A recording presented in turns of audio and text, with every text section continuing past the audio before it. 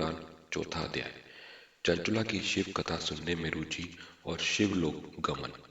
ब्राह्मण बोले, नारी तुम सौभाग्यशाली हो जो भगवान शंकर की कृपा से तुमने वैराग्यपूर्ण शिव पुराण की कथा सुनकर समय से अपनी गलती का एहसास कर लिया है। तुम डरो मत और भगवान शिव की शरण में जाओ।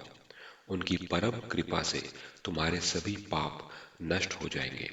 मैं तुम्हें भगवान शिव की कथा सहित वह मार्ग बताऊंगा जिसके द्वारा तुम्हें सुख देने वाली उत्तम गति प्राप्त होगी।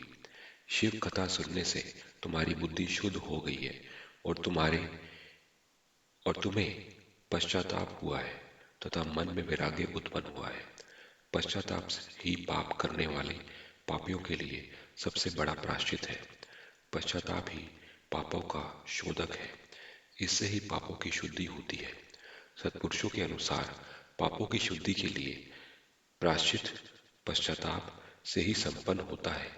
जो मनुष्य अपने कुकर्म के लिए पश्चाताप नहीं करता वह उत्तम गति प्राप्त नहीं करता, परंतु जिसे अपने कुकृत्य पर हार्दिक पश्चाताप होता है वह अवश्य उत्तम गति का भागीदार होता है।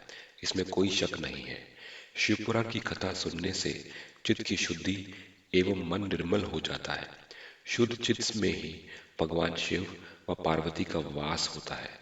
वह शुद्ध आत्मा पुरुष सदा शिव के पद को प्राप्त होता है। इस कथा का श्रवण सभी मनुष्यों के लिए कल्याणकारी है, अतः इसकी आराधना व सेवा करनी चाहिए। ये कथा भव बंधन रूपी रोग का नाश करने वाली है।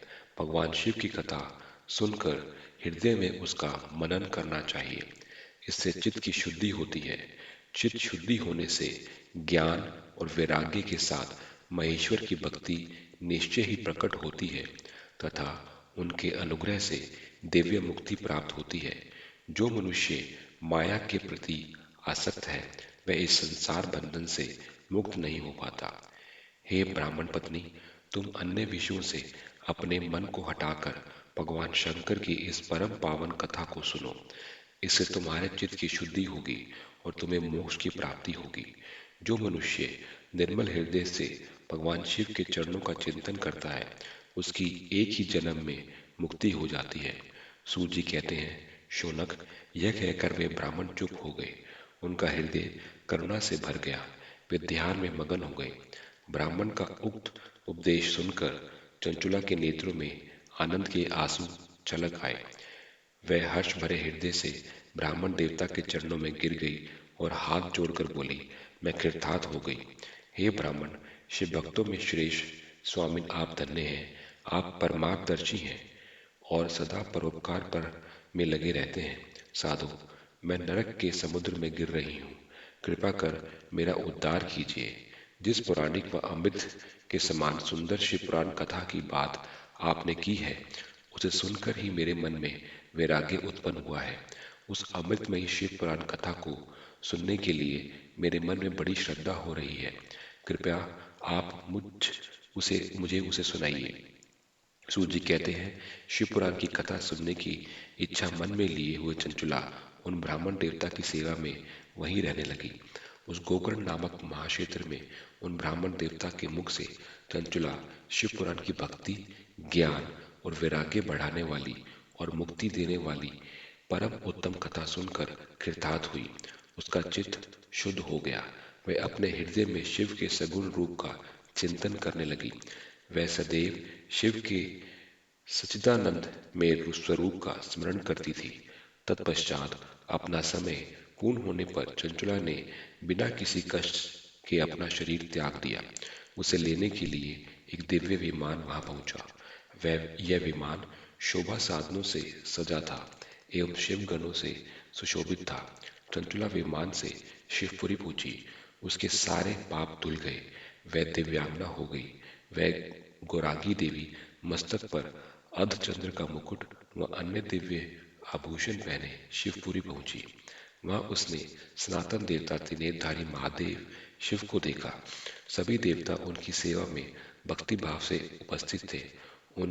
उनकी अंग कांति करोड़ों सूर्यों के समान प्रकाशित हो रही थी। 5 मुख और हर मुख में 3-3 नेत्र थे। मस्तक पर अर्धचंद्राकार मुकुट शोभायमान हो रहा था। कंठ में नील चिन्ह था। उनके साथ में देवी गौरी विराजमान थी, जो विद्युत पुंज के समान प्रकाशित हो रही थी। महादेव जी की कांति कपूर के समान गौर थी। उनके शरीर पर श्वेत वस्त्र थे तथा शरीर श्वेत भस्म से युक्त था। इस प्रकार भगवान शिव के परम उज्जवल रूप के दर्शन कर चंचुला बहुत प्रसन्न हुई।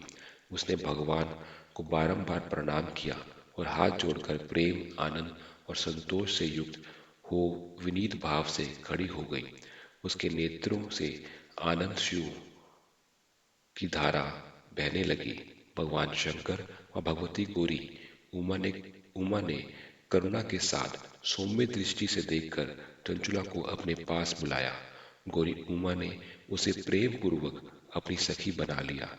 चंचुला सुखपूर्वक भगवान शिव के धाम में उमा देवी की सखी के रूप में निवास करने लगी। ओम नमः शिवाय।